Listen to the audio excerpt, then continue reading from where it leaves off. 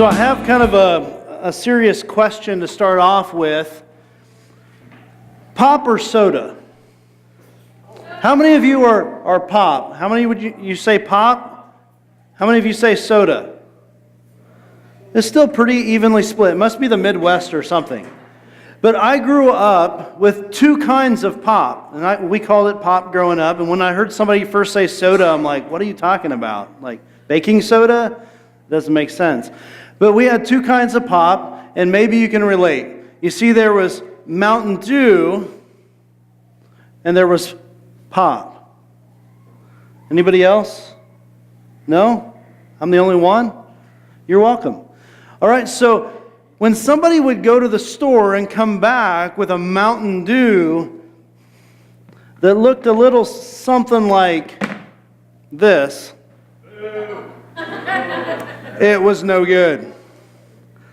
Like, I don't know what mountain this came from, but it did not come from the mountain of dew, right? This is not the legit thing. This is not the real deal. And to kind of emphasize this point this morning, I thought I would ask for a couple of volunteers to do a taste test for me. Are there a couple of people that would like to, have a pre-service or mid-service snack here this morning? Anybody? There's one. I need a second. Right back there. Come on up. Thank you, Isaiah. And so I did not go the Mountain Dew route because Coke says they're the real thing.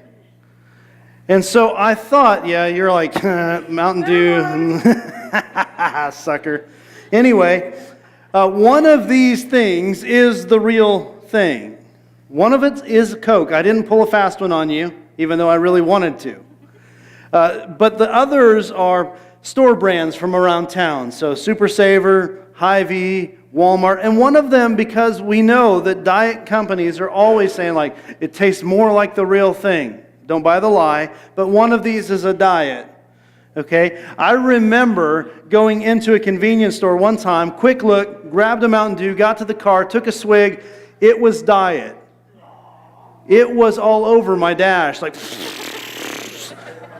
somebody messed up. And for those of you who drink diet, like that's a preference, I'm sorry. It's horrible. Anyway, 1 through 5, we're going to start at number 1. You can just take a drink and then put it back on the tray here. And you tell me if you think that one is the real thing. Nope. Yeah, that's the diet. That's the diet. You are right. See, you can spot a diet. Number 2.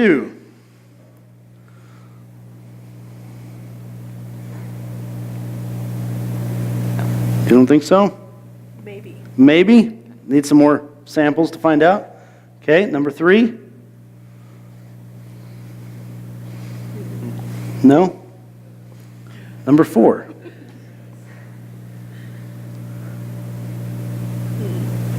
No? Number 5. Nope. It's 2. 2? Both of you think number 2? Well, I'm sorry to say that you're incorrect, but I will reveal the truth. Can you take that to the communion table for me? Somebody's going to get a treat later. Number 2 is the Hy-Vee Cola. First service they picked, believe it or not, best choice from Super Saver, because apparently it was the best choice. And we obviously don't drink enough Coke, because we can't spot the real thing.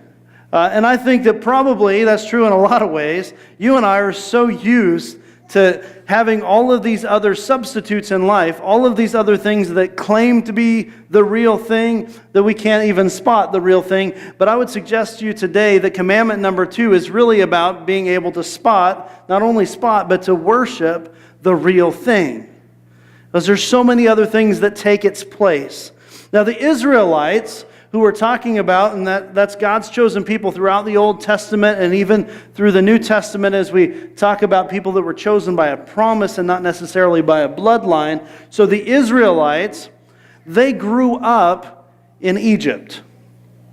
What that means is everything that was a custom in Egypt became normal to them.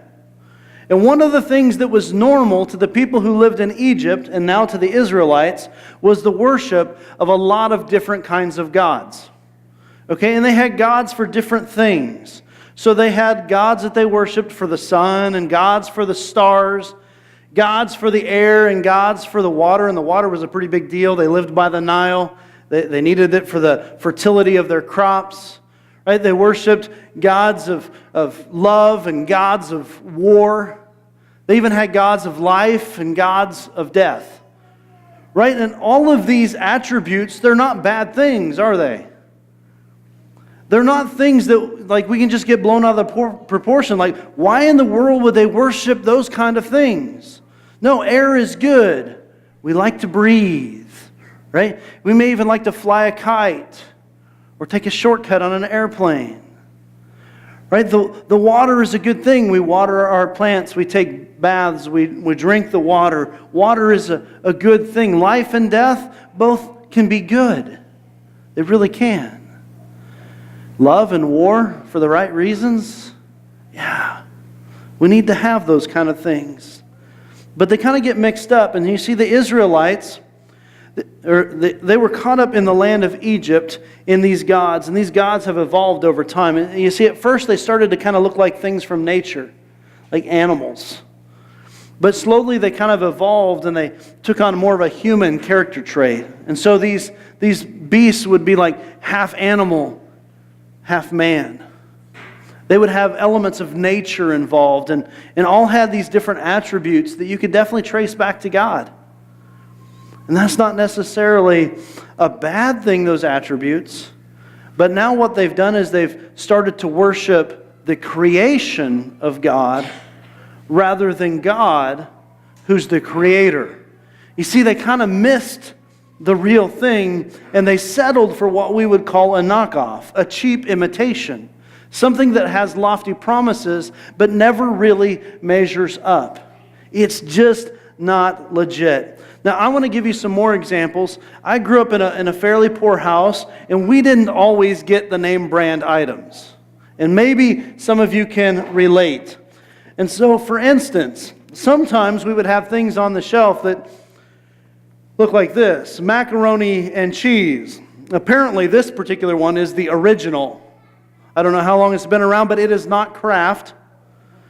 And it doesn't taste like Kraft. You could probably find a word that sounds similar to Kraft, and that's probably what it tastes like, right? We would have, because we didn't come up with it on our own, these hamburger helper things, but sometimes we would find things like Easy Skillet, Panburger Partner. Like, what is that stuff? That doesn't make sense at all. Who brings this stuff home? And that's the kind of stuff I grew up on. And some of you may still dive into this. And this may be okay, but I guarantee you this is not the real thing. And we sometimes like to do Doritos at our house. Any Dorito fans around here? Yes. Nacho cheese corn tortillas are not Doritos, right? There is nothing about this that says Doritos, right? When you taste it, it does not taste like a Dorito. It tastes like some powdery imitation cheese on a tortilla chip. And while this is okay, it's not the real thing, right? And if you put it side by side, which one am I going to choose? Let me think about that for a moment.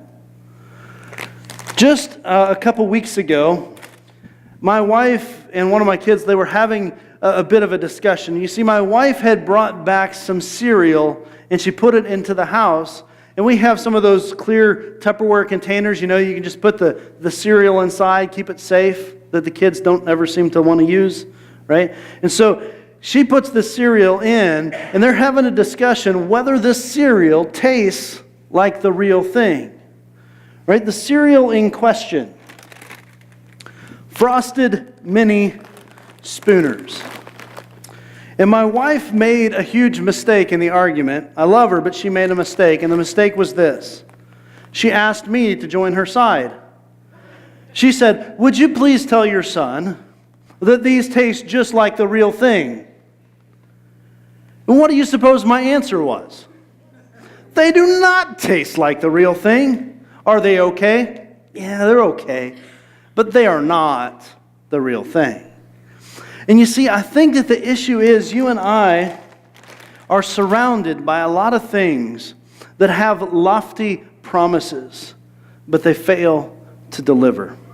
You see, there are things that are created with attributes of God, but they're diluted forms of God. Right? They're nothing more than a knockoff, a cheap imitation of the real thing. And they can never live up. We're going to go to Exodus chapter 20, verses 1 through 3. This is where we were at last week as we started our study of the Ten Commandments.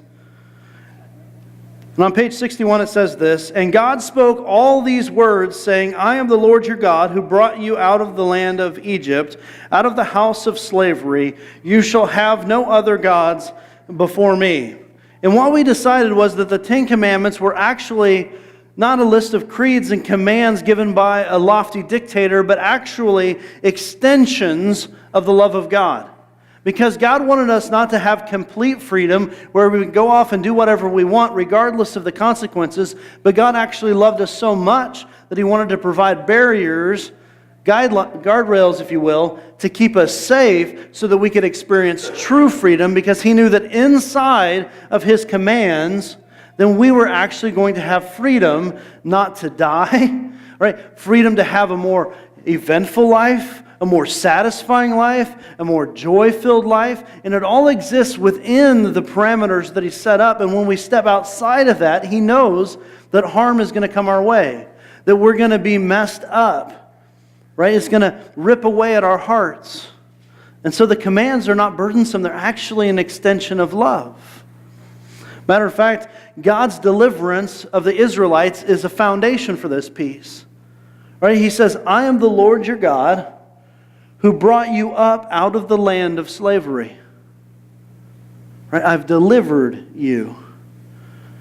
Now this goes back to Genesis 15 and His promise to a man named Abraham, that your descendants will become numerous as the stars, that I'm going to take you into this promised land. That they can't get to the promised land when they're locked up in slavery in Egypt, but God has just delivered them from that slavery. And they're on the march towards the promised land, and He's trying to give them some safety guidelines. Guys, if you just follow these, I will help you get there safely and effectively, and you're going to have more joy and more satisfaction along the way. And so here we go. Number one, don't have any other gods before me. Now that wasn't a statement of priority.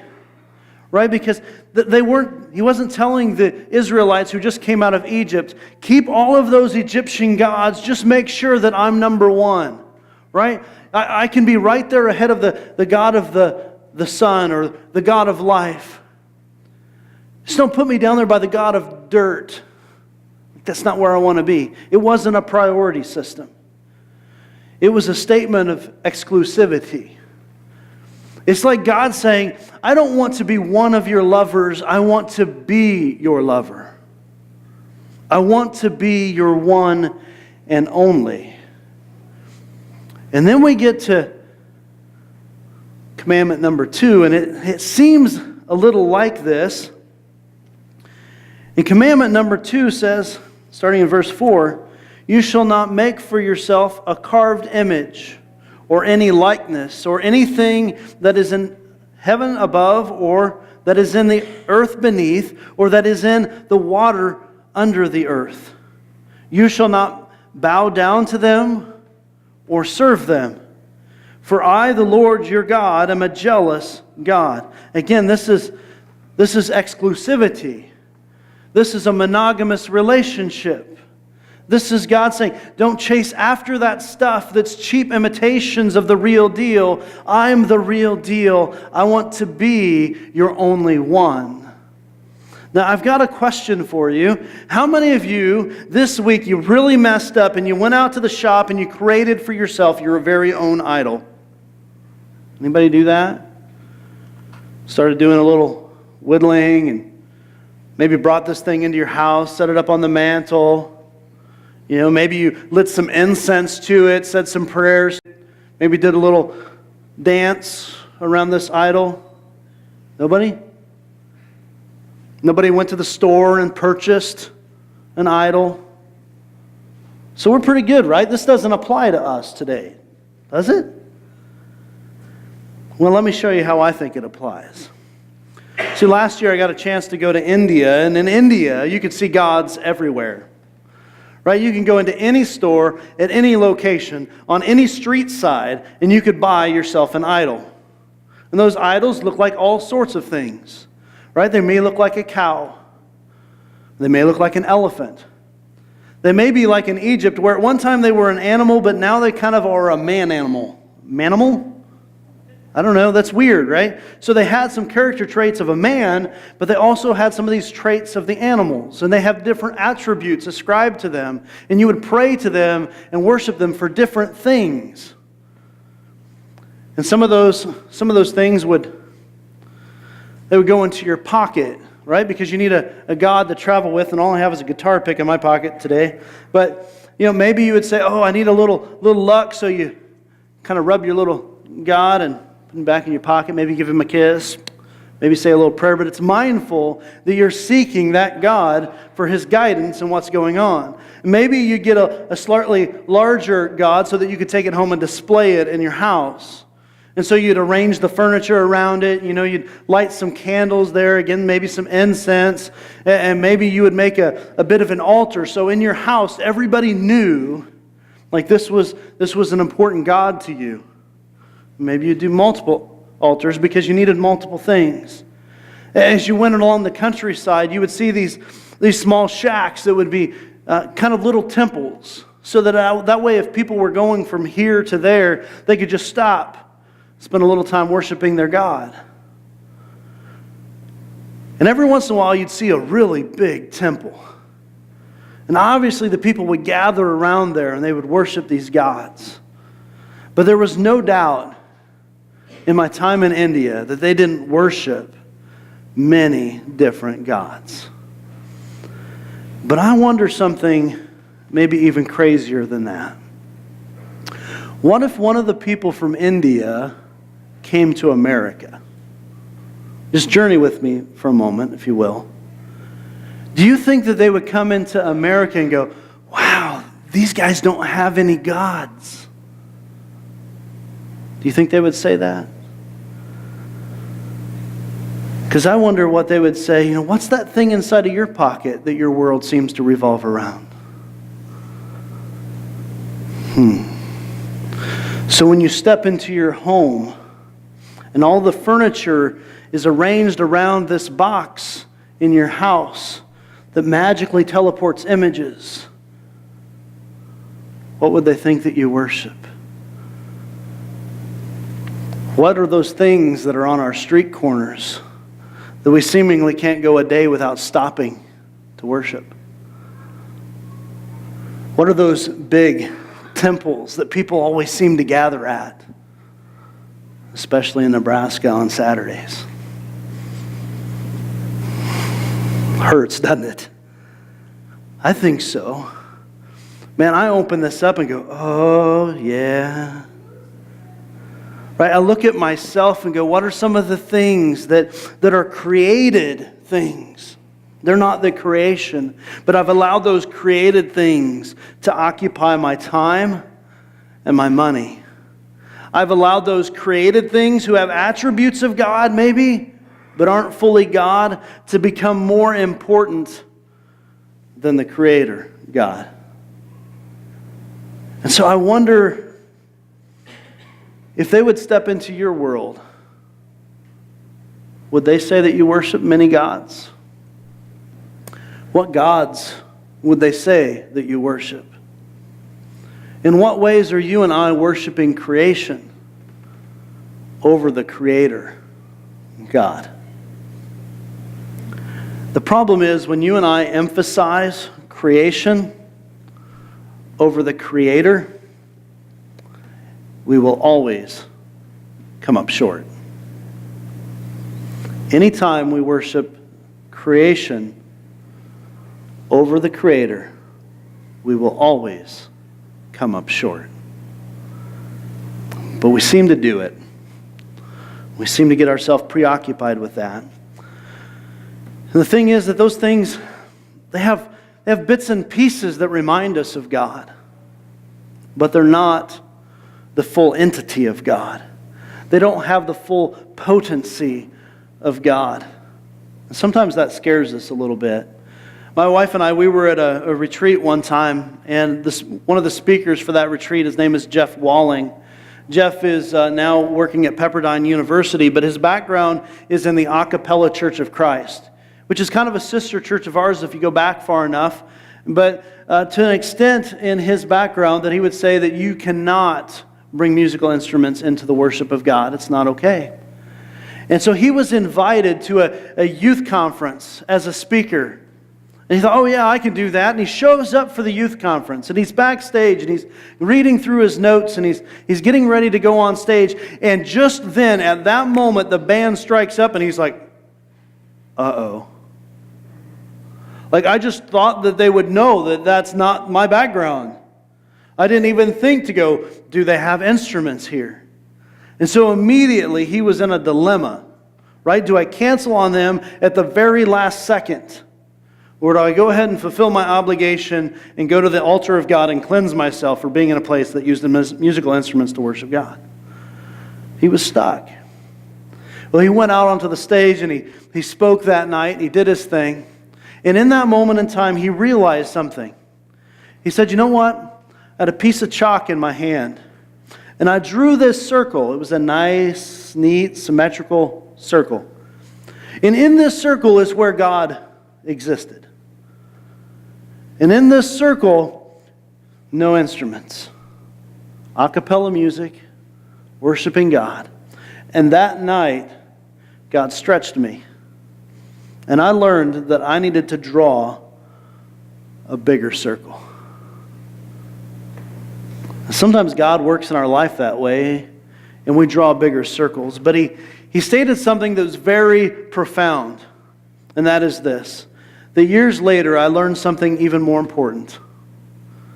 And that is that God wanted to hold the chalk. Think about that for a moment.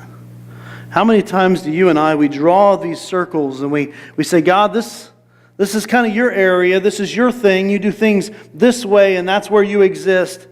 Oh, wait, God is working a little bit different. Oh, a bigger circle. Break out the eraser now. That circle's maybe a little bit bigger. And how many circles do we draw before we go, you know what, God? This is probably your chalk. This is probably your thing. But instead we get locked into our way of thinking. Right? And thankfully God isn't limited by how we imagine Him to be or how we desire Him to be. The reality is God is so much bigger and so much better than anything we can imagine Him to be. And that is an awesome thing. But it's also a scary thing, right? Because when we realize that God has got all of that power and authority, we realize just how out of control we are. And we kind of like to be in control a bit. It's kind of as if though we Photoshop God. Everybody know what Photoshop is? So Photoshop, you can take an image on a computer and you can change different character features of a person or a thing. You could change out the background. You could even change out the person. You can edit the whole thing. Most any magazine picture has been Photoshopped so that the imperfections are drawn out of it. And how many times do we have this visual image of God that's been Photoshopped by us? You see, we kind of take out the little bits and pieces that we don't like, that make us maybe feel a little bit more uncomfortable than we ought. And I think that we do it for a few different reasons. One is it makes God less offensive. And sometimes we find God kind of offensive. And sometimes we're around other people that we don't want to offend, and so we don't want to give them the full power of God because He might offend them. And sometimes when we Photoshop God, it's because we want to make Him less invasive. God exists so much better when He's over here in His own little circle. And I can go do what I want when I want. And then at times when I want God, I come back over here and we have our little meeting. And then I leave again. And sometimes when we put God in His own little Photoshopped universe, it makes Him less demanding. Right? I don't have to change things about me. I don't have to change the way that I think or the way that I act, the way that I talk, the way that I interact with people, the people that I forgive, the people that I'm supposed to love on. I don't have to do any of that, right? Because I've got control. I've got the chalk. And guess what that makes us when we act that way? That makes us God. Right? Because now we have the control. And now God lives safely in our own little make-believe universe. And some of the ways that we do this in a very real way is that we believe that God exists inside of not a circle or not a Photoshop picture, but inside of a box. These boxes we refer to as churches, and we go there on occasion. Right? And God lives inside of this box, and as long as I'm in the box, I need to behave the way that God wants me to behave. Everybody needs to think everything is all right, but the moment I step out of the box, I can do what I want. Right? Because God doesn't see me there. He only sees me when I come to the box. And that is a lie. Right? I believe that Scripture says this, that God is all present. That means that He is everywhere. And that's scary. My wife and I, we were doing some shopping prior to our trip this week at Walmart, and we split different directions to go get different things. And she's like, well, I'm headed to the register. We were talking on the phone, and I'm like, well, the register would be south, and you are going west. She's like, it's kind of creepy that you can see where I'm at, and I don't know where you're at. And God can see everything. Everywhere.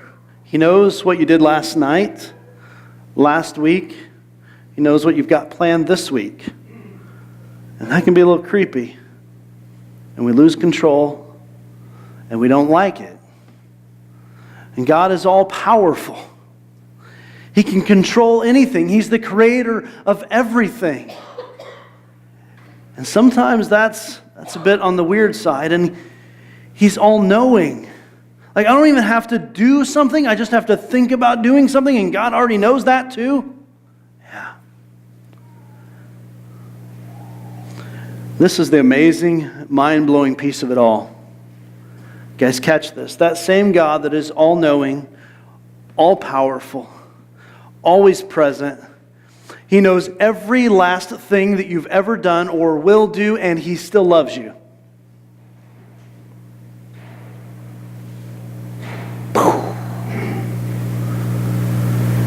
God still loves you. These commands are an extension of His undying love for you. And yet you and I, we chase after so many other created things. It says in Genesis chapter 1, verse 27, when God created, He said, I created man in my own image. Male and female, I've created him. You and I were created in the image of God. But guys, regardless of how good a person is, if you follow them along, you're going to realize that that person may have attributes of God, but is never fully God. And it doesn't matter if you follow along your spouse, you probably already know the answer to that one, or your kids, or your parents, or yes, even your pastor. You're going to find out that we are sinners, right? We're imperfect. We do not measure up to God. You cannot worship any church, any style of music, any pastor or leader that's before you, because we are simply attributes of God, a creation of God. Jesus, however, is the fulfillment of the second command. Get this from Colossians chapter 1, verse 15. Colossians chapter 1, verse 15 tells us that Jesus is the image of the invisible God, the firstborn of all creation.